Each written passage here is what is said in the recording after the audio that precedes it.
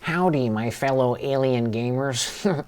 Half-Life 2 turns 20 years old. I think it's this Saturday. So this Throwback Thursday episode, we are deep diving into Half-Life 2, Valve. This most recent Tuesday, I uploaded 20 minutes of gameplay for Half-Life 2 in VR.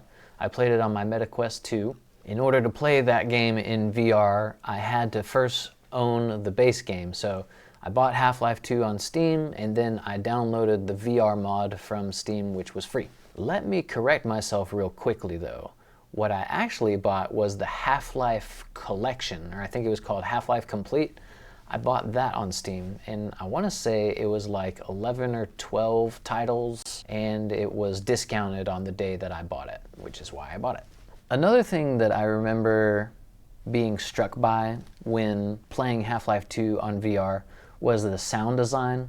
I think growing up I was so used to playing video games via console or even with PC where I'm hearing the gameplay through the speakers. And depending on the speakers, the sound can be great or just good, not necessarily bad, unless you have really horrible speakers. But I have to say that when I am wearing headphones, whether they are over the ear or in ear, it just makes it that much more of an immersive experience. And to be inside of the Half-Life 2 universe was very fun for me, very exhilarating. I mean, it was just so addictive. Another thing that really amazes me about Half-Life 2 is it really does stand the test of time. Now, I'm someone who I can still go back and play a game like GoldenEye from Nintendo 64, but I'm very aware of just how silly the graphics look now. I still have fun playing GoldenEye, but Half-Life 2, it just blows GoldenEye out of the water. I still remember the first time I ever played Half-Life 2, what a huge improvement the graphics were, and the facial expressions. I guess the animation overall was just leaps and bounds ahead of the curve, probably across the whole video game industry at the time.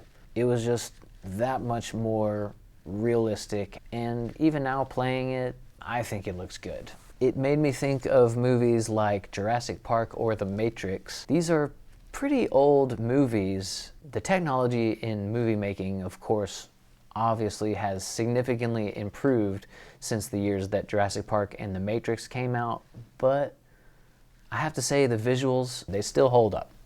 And the same can be said about Half-Life 2 in my opinion. This is a game that does not hurt your eyes to play, even in the year 2024. Now, I learned this long after the fact. I did not really recognize the voices from the voice acting in Half-Life 2 when I played it back in the day, but I was curious to see who the voice actors were. Michelle Forbes, who has been in Star Trek: The Next Generation, 24, Prison Break, among a lot of other things. Michael Shapiro voiced the mysterious G-Man, who kind of reminds me a lot of a certain character from X-Files. And he also voiced faithful Barney Calhoun. Alex Vance from Half-Life 2 was voiced by Merle Dandridge, who eventually went on to voice over in another iconic video game, The Last of Us. She also got to play the same character she voiced in the TV adaptation.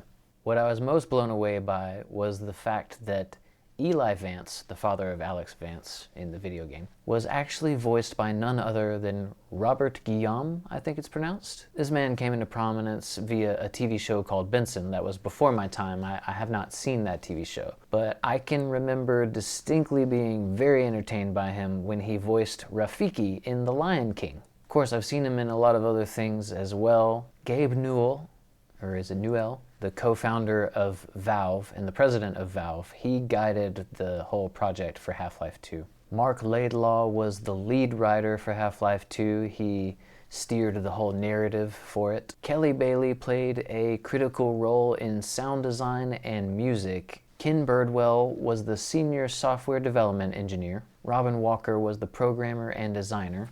It's amazing to me to see that a lot of these people who worked at Valve are still working at Valve. I think that's a testament to the quality of life that is given to all the employees over at Valve. From what I've read, a lot of the people who work at Valve have run their own businesses at times and whatnot. Some of them even worked on the most recent Half-Life installment, Half-Life Alyx in 2020.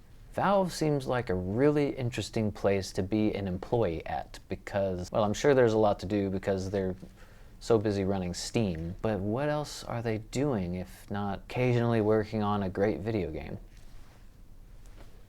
Maybe just sitting around brainstorming? Of course, the storyline in Half-Life 2 to me is a lot stronger, it's more rich. Like I said, they really raised the bar in all aspects compared to Half-Life 1. The story with Half-Life 2, more or less, is that you are playing as Dr. Freeman. The alien Combine is pretty much running things now, and there are human collaborators who are helping the aliens to oppress the human race. That's a wrap for this Throwback Thursday episode. Stay tuned for potential 30-minute Thursday episodes. Tomorrow I will be playing Half-Life 2 in VR for 45 minutes. Hope you check it out. Peace. Alien cowboy.